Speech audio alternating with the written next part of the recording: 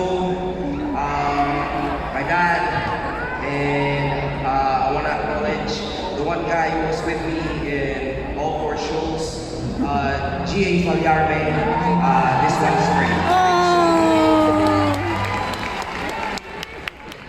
Maraming salamat po. Gusto ko encourage natin ng artist dito. Huwag po kayong matakot mag-concert.